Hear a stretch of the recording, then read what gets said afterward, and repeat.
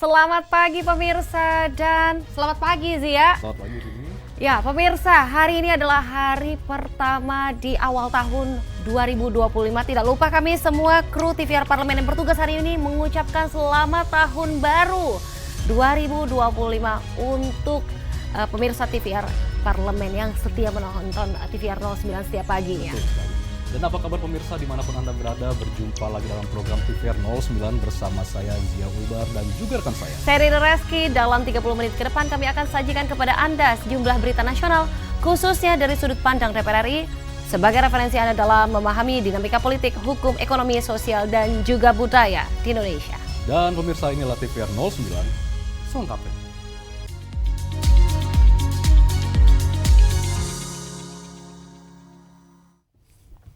Dalam kunjungan kerja Komisi 6 DPR RI ke Surabaya, Jawa Timur, Ketua Komisi 6 DPR RI Anggia R. Marini meminta pemerintah dan PT Angkasa Pura untuk melakukan pendampingan dan pembinaan bagi UMKM di bandara agar siap masuk ke pasar internasional.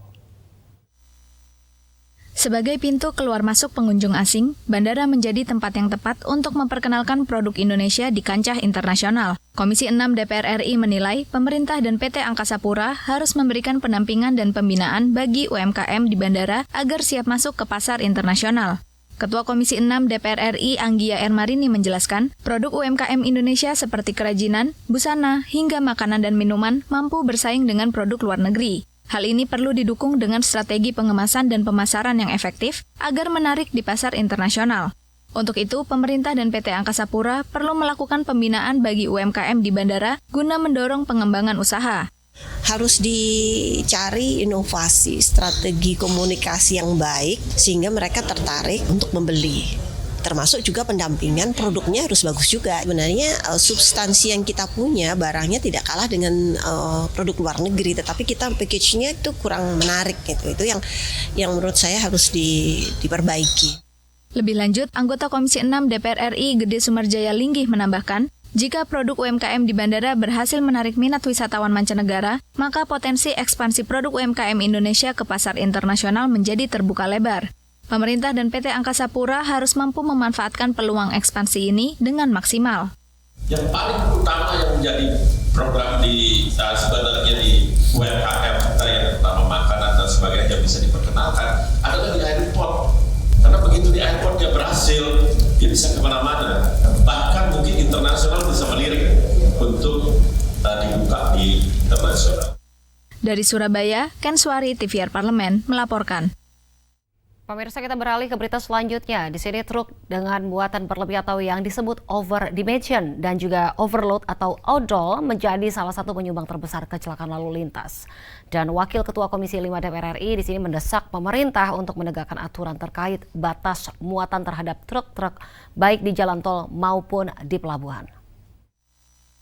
Truk dengan muatan berlebih atau yang disebut overdimension and overload atau odol menjadi salah satu penyumbang terbesar kecelakaan lalu lintas. Berdasarkan data Korlantas Polri pada tahun 2023, angka kecelakaan lalu lintas akibat truk odol melonjak hingga 200 kasus. Arus balik libur tahun baru diprediksi terjadi pada tanggal 1 dan 2 Januari 2025.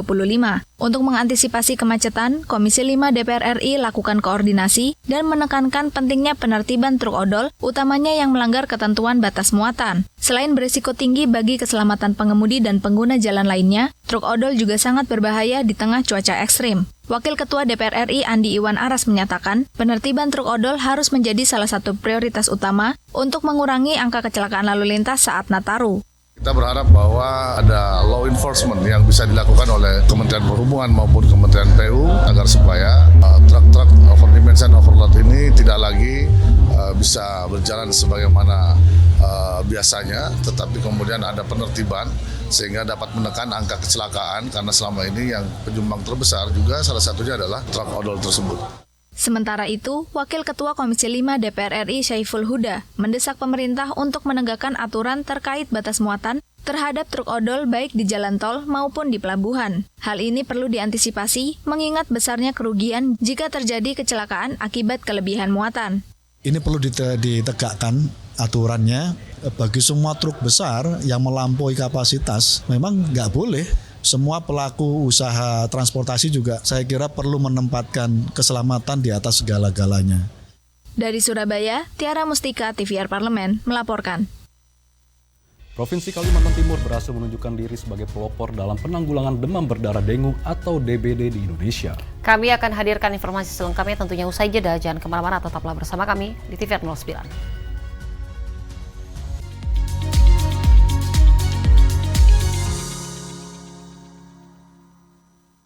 Kalian sedang menyaksikan Di Balik Kursi.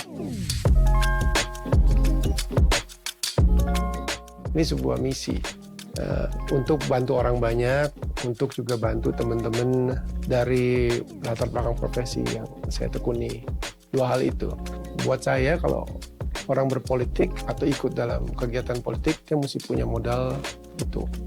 Dia mesti punya lingkaran kepedulian yang cukup besar dari hanya dirinya atau bahkan keluarganya, tapi peduli kepada banyak hal yang dialami masyarakat. Saya udah bilang ke teman-teman pemusik yang biasa bantu saya, kalau saya jadi anggota DPR, kalian semua akan saya bayar lebih banyak. Mereka tentu senang sekali. Wah, asik tuh. Tapi saya kasih tahu alasannya. Karena kita kemungkinan manggungnya akan jarang. Nyok, kita nonton ondel-ondel, nyok, gitu kan. Apalagi liriknya. Kau ku hargai.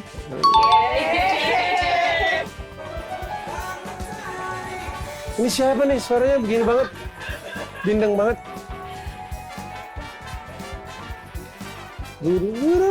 Kok tinggi banget ini?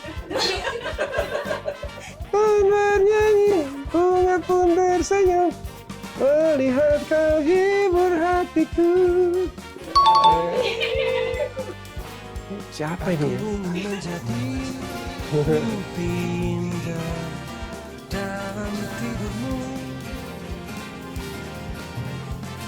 Aku menjadi sesuatu yang mungkin bisa kau rindu. Ya, gitu. Segera, hanya di TVR Parlemen. Halo Sobat Parlemen, di tahun 2024 telah kita lewati dengan penuh tantangan, tapi juga banyak pencapaian berkat kebersamaan atau kolaborasi dan kerja keras kita semua. Kita terus menjaga persatuan dan mengupayakan kesejahteraan bangsa dengan semangat gotong royong. Sebagai Sekretaris Jenderal DPR RI, kami tetap berkomitmen untuk menjadikan DPR RI sebagai parlemen modern yang mengutamakan kolaborasi dan sinergi baik dengan lembaga negara, masyarakat, maupun seluruh elemen bangsa. Di tahun 2025, mari kita lanjutkan kerja bersama untuk membangun Indonesia yang lebih maju, inklusif, dan berdaya saing tentunya. Dengan optimisme dan semangat persatuan, kita yakin kita bisa menghadapi segala tantangan untuk mewujudkan Indonesia Emas 2045. Mengawali tahun baru ini, mari kita syukuri semua rahmat dari Tuhan Yang Maha Esa dan sambut tahun baru dengan harapan besar.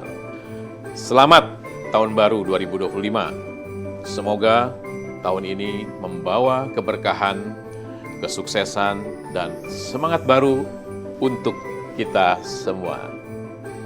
Salam.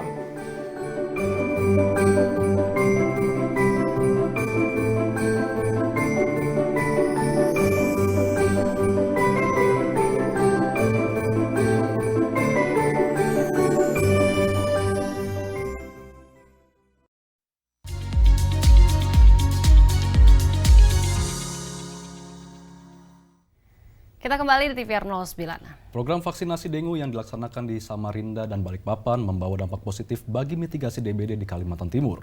Wakil Ketua Komisi 9 DPR RI Nihayatul Wafiroh menyampaikan Provinsi Kalimantan Timur dapat menjadi rujukan nasional untuk penerapan vaksinasi dengue. Provinsi Kalimantan Timur berhasil menunjukkan diri sebagai pelopor dalam penanggulangan demam berdarah dengue atau DBD di Indonesia. Program vaksinasi dengue yang dilaksanakan di Samarinda dan Balikpapan membawa dampak positif bagi mitigasi DBD di Kalimantan Timur. Wakil Ketua Komisi 9 DPR RI Nihayatul Wafiroh menyampaikan provinsi ini dapat menjadi rujukan nasional untuk penerapan vaksinasi dengue. Dan Kalimantan Timur ini bekerjasama dengan Kementerian Kesehatan, lalu dengan Bio Farma dan juga Takeda dari Jepang untuk melakukan vaksinasi dengue untuk anak sekolah di Kalimantan Timur. Dan ternyata ini dianggap berhasil sehingga dari negara tetangga dari Malaysia itu datang ke Kalimantan Timur untuk belajar untuk bagaimana pelaksanaan vaksin dengue ini di Kalimantan Timur. Selain vaksinasi, upaya pencegahan yang komprehensif juga dilakukan untuk mengatasi lonjakan kasus. Anggota Komisi 9 DPR RI Selika Nura Khadiana menyoroti pentingnya tindakan preventif seperti fogging dan inovasi lainnya, termasuk penggunaan ikan di embung untuk mengendalikan jentik nyamuk. Ada hal-hal yang memang harus kita mitigasi, baik dari tingkat tindakan preventif, fogging, dan lain sebagainya, termasuk juga sampai tindakan kuratif. Karena kita tahu bahwa penyakit DBD ini salah satu pengobatannya adalah dengan memberikan cairan sebanyak-banyaknya kepada tubuh. Jadi ini hal yang harus dimitigasi karena memang mungkin lokasinya yang memang banyak pepohonan dan lain sebagainya, sehingga juga kemarin juga kita apresiasi juga ada langkah cepat di mana embung itu berikan ikan sehingga jentik-jentik ini bisa dimakan oleh ikan dan lain sebagainya. Dari Ibu Kota Nusantara, Rigi Siva, TVR Parlemen melaporkan. Pemirsa, Komisi 5 DPR RI mendorong realisasi target pembangunan infrastruktur di tahun 2025 yang mengutamakan standar kelayakan konstruksi, di antaranya terkait proyek jalan, jembatan, irigasi dan juga perbaikan gedung sekolah. Komisi 5 DPR RI mendorong realisasi target pembangunan infrastruktur di tahun 2025 dengan mengutamakan standar kelayakan konstruksi. Beberapa di antaranya adalah terkait proyek jalan, jembatan, irigasi, dan perbaikan gedung sekolah. Anggota Komisi 5 DPR RI Danang Wicaksana menilai kondisi jalan hasil desain Bina Marga masih didominasi konsep jalan beton yang belum memenuhi standar kenyamanan. Untuk itu, program strategis infrastruktur nasional tahun 2025 perlu melalui kajian uji kelayakan yang mendalam. Bina Marga perlu mempertimbangkan metode pembangunan jalan yang efektif dengan bahan campuran aspal. Mengenai rigid pavement, saya kira rigid pavement itu kan gimana pun juga untuk jarak jauh juga itu saya kira untuk kenyamanan malah tetap nyaman fleksibel pavement dengan aspal. Nah, monggo itu kajiannya di Bina Marga seperti apa? Karena seingat saya waktu saya sekolah dulu, rigid pavement itu untuk daerah-daerah yang kena minyak, artinya di pom bensin, di apron pesawat itu ya. Kalau jalannya gimana pun juga, kalau memang itu dari konstruksinya sudah bagus, gimana pun juga tetap enak kalau atasnya aspal. Di sisi lain, Ketua Komisi 5 DPR RI Lasarus menekankan pentingnya pencapaian target perbaikan sekolah di tahun 2025. Karena pekerjaan kita terkait dengan perbaikan gedung sekolah ini masih panjang Pak jalannya. Ada masih puluhan ribu gedung sekolah yang harus kita perbaiki. Mungkin di masa pemerintahan yang sekarang butuh waktu 5 tahun belum tentu selesai Pak. Belum tentu selesai. Ini baru kita bicara sekolah dasar Pak. Ajib dan Divo, TVR Parlemen melaporkan. Menanggapi tingginya kasus perceraian yang diakibatkan oleh pernikahan dini, Komisi 3 DPR RI mendorong Pengadilan Agama melakukan kajian sosial mendalam. Anggota Komisi 3 DPR RI menilai fenomena perceraian di Indonesia perlu menjadi perhatian serius oleh pemerintah. Menanggapi tingginya angka kasus perceraian yang diakibatkan oleh pernikahan dini, Komisi 3 DPR RI mendorong Pengadilan Agama melakukan kajian sosial mendalam. Selain itu, Pengadilan Agama perlu berperan aktif dalam memediasi dan membimbing pasangan suami istri yang berusia di bawah 20 tahun. Badan Pusat Statistik telah merilis data yang menyebutkan Jawa Barat sebagai provinsi dengan kasus perceraian tertinggi. Tercatat, ada 89.000 kasus perceraian terjadi di Jawa Barat. Faktor komunikasi dan ekonomi menjadi penyebab utamanya. Anggota Komisi 3 DPR RI Muhammad Rofiki menilai fenomena perceraian di Indonesia perlu menjadi perhatian serius pemerintah. Nah, kalau misalkan hanya setahun 2 tahun cerai kan berarti kan ada tanda sesuatu. Biasanya memang perceraian itu terjadi karena satu ekonomi. Yang kedua memang saya melihat tadi kan cukup besar tuh 74.000. Nah, kita juga belum tahu perceraian ini terjadi pada pernikahan yang baru saja terjadi atau pernikahan yang sudah lama. Nah, kalau menurut saya ini terjadi karena pernikahan yang baru terjadi antara setahun, 2 tahun, dan usia nikah juga sekarang itu kan ya sudah diatur, artinya memang usia yang benar-benar matang untuk menikah, tetapi kadang kita sebagai manusia juga tidak bisa menentukan takdir. Tetapi kalau jumlahnya terlalu banyak seperti ini kan juga perlu kita antisipasi. Lebih lanjut, Rofiki berharap tahapan mediasi yang dilakukan sebelum proses pengadilan perlu diperkuat dengan pendekatan sosial dan agama. Menurut Rofiki, ketahanan keluarga turut berperan dalam mewujudkan ketahanan nasional dalam aspek sosial dan ekonomi. Dari Bandung, Jawa Barat, Hilman Hidayat, TVR Parlemen melaporkan. Persoalan kekurangan jumlah dan kompetensi guru merupakan salah satu yang utama dari sekelumit permasalahan penyelenggaraan pendidikan di daerah tertinggal, terdepan, dan terluar atau 3T.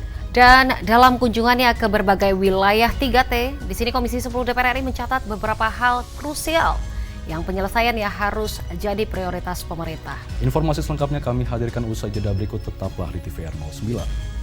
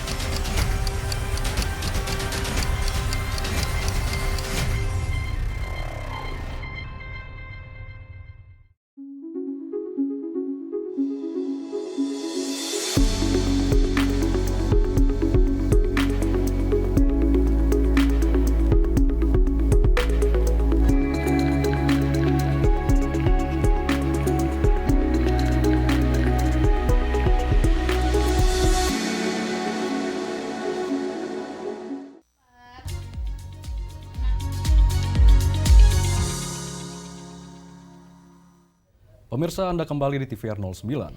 Selain persoalan guru, persoalan buruknya infrastruktur pendidikan juga harus jadi prioritas pemerintah. Keterbatasan akses dan kondisi geografis tak boleh jadi alasan pembangunan infrastruktur sekolah yang tidak merata. Simak informasi mendalam yang telah dirangkum oleh tim redaksi TVR Parlemen dalam segmen Editorial Parlemen. Berikut ini.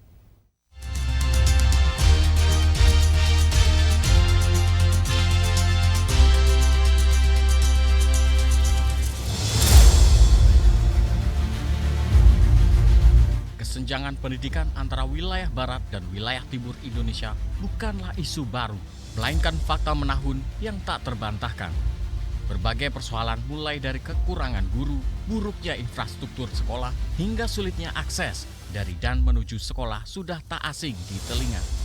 Namun, permasalahan pendidikan di wilayah ini tak boleh dianggap biasa. Pemerintah harus hadir dan menciptakan cara-cara baru untuk menyelesaikannya.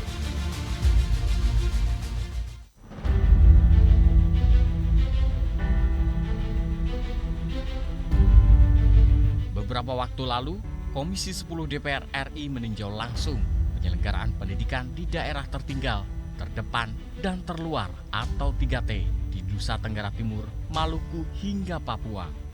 Melihat lebih dekat permasalahan pendidikan di wilayah ini, DPR mencatat beberapa hal krusial yang penyelesaiannya harus jadi prioritas pemerintah. Persoalan kekurangan jumlah dan kompetensi guru merupakan salah satu yang utama dari sekelumit permasalahan lainnya. Pasalnya, sejumlah provinsi di Indonesia Timur dicatat menduduki 9 dari 10 provinsi dengan jumlah guru terendah di tanah air. Di Papua, kekurangan guru terjadi di berbagai jenjang pendidikan. Dibutuhkan sedikitnya 3.000 guru tambahan untuk mengajar di sekolah dasar, menengah pertama, menengah atas, dan sekolah kejuruan. Karenanya, pola perekrutan guru baik guru PNS maupun P3K harus dibenahi dan difokuskan untuk mengisi posisi pengajar di sekolah-sekolah di wilayah 3T. Pemerintah harus segera melakukan rekrutmen terhadap tenaga-tenaga pengajar, dan yang terpenting lagi dari rekrutmen ini adalah pemerataan dari tenaga pengajar itu sendiri gitu. Karena kalau kita lihat Papua ini daerahnya pegunungan, daerahnya kondisi alam yang kita tahu sama-sama, memang ada beberapa daerah yang malah kemudian sekolahnya nggak ada guru sama sekali. Itu membuat partisipasi sekolah juga menjadi rendah. Beberapa waktu lalu, Program for International Student Assessment atau PISA merilis dataset yang memuat jurang kesenjangan pendidikan di daerah pedesaan dan di kota besar pada tahun 2022. Hasilnya, anak sekolah di pedesaan dengan penduduk kurang dari 3.000 jiwa memiliki literasi matematika, literasi membaca, dan literasi sains yang jauh lebih rendah dibandingkan di perkotaan.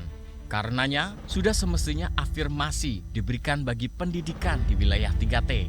Program makan siang gratis tak boleh jadi satu-satunya ujung tombak untuk mewujudkan generasi emas di tahun 2045. Program ini harus diiringi perbaikan akses dan kualitas pendidikan hingga ke daerah 3T. Situasi di Papua itu membutuhkan satu perhatian khusus yang lebih serius. Dan kami pun tadi langsung meminta para mitra kami untuk nanti sepulang dari pertemuan ini tentu saja kami akan membuat rekomendasi-rekomendasi untuk ditindaklanjuti, Pak. Mudah-mudahan pada saat kami nanti membahas revisi Undang-Undang Sisdiknas, ini juga bisa kami integrasikan gitu, untuk daerah-daerah khusus seperti daerah Otsus ini seperti apa. Selain persoalan guru, persoalan buruknya infrastruktur pendidikan juga harus jadi prioritas pemerintah. Pasalnya, berdasarkan data nasional, lebih dari 60% SD, sekitar 53% SMP, serta 45% SMA dan SMK dilaporkan rusak. Dengan begitu, sebagian besar siswa harus belajar di sekolah yang tidak layak dengan bahaya yang mengintai setiap harinya. Karenanya, pemerataan pendidikan, baik infrastruktur, tenaga pengajar, maupun kualitas pengajaran mutlak harus dikejar. Pemerintah harus bekerja ekstra cepat dan ekstra keras agar angka partisipasi sekolah di wilayah 3T tak terus rendah, angka literasi tak terus anjlok, serta agar jurang kesenjangan tak terus melebar. Pendidikan merupakan hak konstitusional masyarakat yang harus ditunaikan oleh negara. Keterbatasan akses dan kondisi geografis tak boleh jadi alasan pembangunan infrastruktur sekolah yang tidak merata. Negara justru harus hadir untuk menyelesaikan permasalahan ini agar cita-cita Indonesia emas di tahun 2045 dapat tercapai. Akses untuk pemerataan pembangunan itu akan menjadi terkendala. Tapi itu bukan menjadi sebuah halangan, bagaimanapun pemerintah harus turun tangan, negara harus hadir untuk membenahi pendidikan yang ada di wilayah 3T agar Indonesia emas nanti bisa kita sama-sama sampai di tujuan. Tim redaksi TVR Parlemen melaporkan.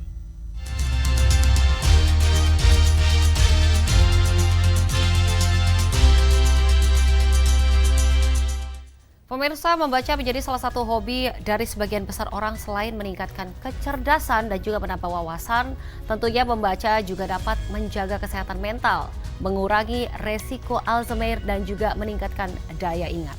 Dan hobi yang sangat bermanfaat ini dapat Anda nikmati di Perpustakaan Yusuf Kala. Perpustakaan terbesar yang viral karena desain modern dan fasilitas lengkapnya. Seperti apa perpustakaan ini? Jangan kemana-mana, tetaplah di TVR 09.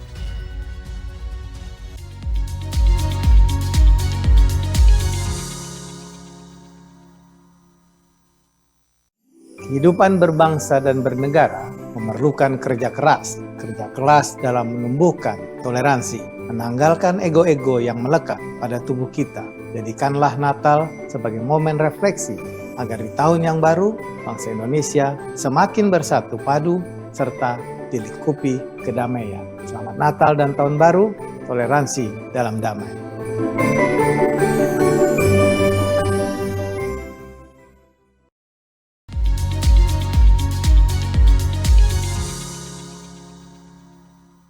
Anda kembali di TVR 09. Pemirsa, dinamai berdasarkan nama Wakil Presiden Indonesia ke-10 dan juga 12, Yusuf Kala Library dibangun dengan tujuan untuk memperluas akses masyarakat terdapat pengetahuan dan juga informasi. Dilengkapi dengan desain interior modern minimalis yang cozy dan fasilitas modern yang lengkap, perpustakaan ini menyimpan berbagai koleksi buku yang melimpah. Berbagai program edukasi dan juga fasilitas dari perpustakaan ini, pemirsa, tentunya dikonsepkan guna mendukung peningkatan literasi dan juga kualitas pendidikan negeri kita tercinta ini, Indonesia. Tanpa berlama-lama, mari kita saksikan Yusuf Kala Library, perpustakaan terbesar, cozy dan juga estetik di Depok pada segmen Intips, informasi dan tips berikut ini.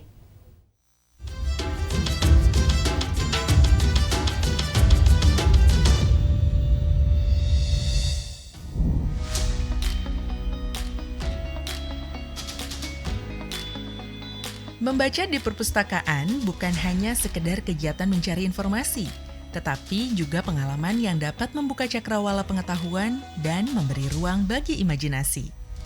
Perpustakaan dengan suasana tenang dan koleksi buku yang beragam menawarkan tempat yang ideal bagi siapa saja yang ingin mendalami berbagai topik atau sekedar menikmati waktu dengan membaca. Depok kini memiliki sebuah perpustakaan yang tidak hanya besar dan lengkap, tetapi juga menawarkan suasana yang nyaman dan estetis bagi pengunjung. Yusuf Kala Library yang baru saja dibuka menjadi tempat favorit baru bagi para pencinta buku dan masyarakat umum yang ingin menikmati suasana belajar yang berbeda. Perpustakaan yang dinamai berdasarkan nama Wakil Presiden Indonesia ke-10 dan ke-12 Yusuf Kala ini dibangun dengan tujuan untuk memperluas akses masyarakat terhadap pengetahuan dan informasi. Dengan luas bangunan yang mencapai ribuan meter persegi, Yusuf Kala Library menjadi perpustakaan terbesar di Depok, bahkan salah satu yang terbesar di wilayah Jawa Barat. Perpustakaan yang terletak di kawasan strategis ini mengusung konsep modern dengan desain interior yang sangat nyaman dan menarik. Setiap sudut di Yusuf Kala Library dirancang dengan penuh perhatian, mulai dari pencahayaan yang lembut, furniture yang ergonomis, hingga tata ruang yang terbuka dan rapi. Semua elemen tersebut memberikan nuansa yang cozy, menjadikan tempat ini lebih dari sekedar perpustakaan, tetapi juga untuk tempat bersantai sambil membaca. Tidak hanya menyediakan koleksi buku yang lengkap, perpustakaan ini juga dilengkapi dengan fasilitas modern seperti ruang diskusi, area membaca terbuka, dan ruang multimedia.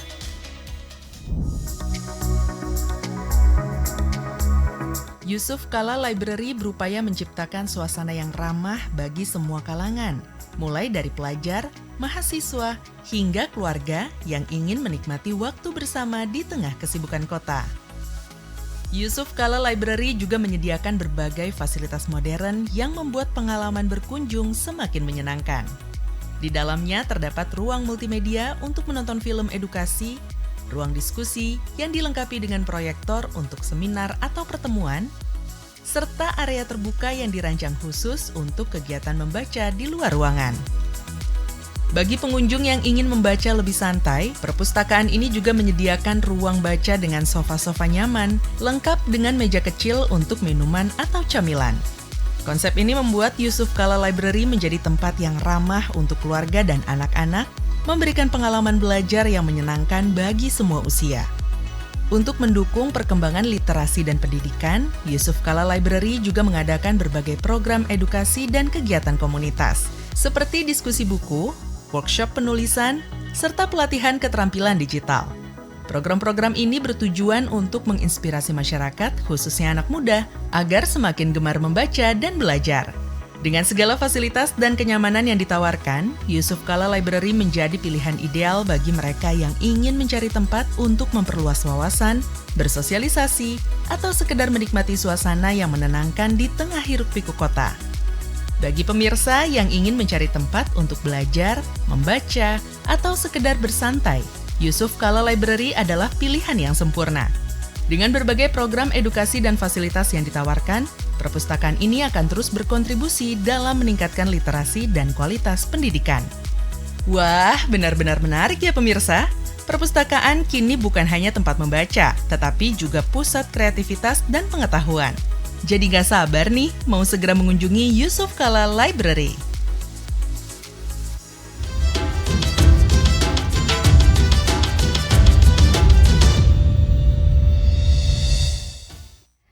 Dan Dan pemirsa, tidak lupa kami informasikan di penghujung acara ini sejumlah agenda DPR RI pada hari ini Kamis 2 Januari 2025.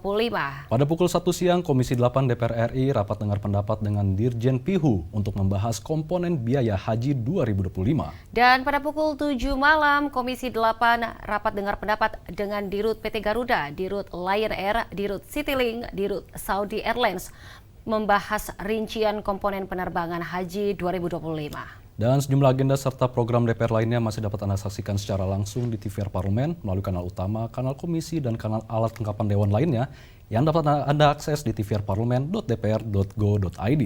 Dan pemirsa TVR Parlemen, demikian TVR 09 edisi pagi ini. Segenap kru TVR Parlemen yang bertugas mengucapkan terima kasih telah menyaksikan TVR 09. Saya Rin Reski dan juga rekan saya. Saya Zia Ulbar, sampai jumpa di TVR 09 selanjutnya. Tidak lupa sekali lagi kami ucapkan selamat tahun baru 2025.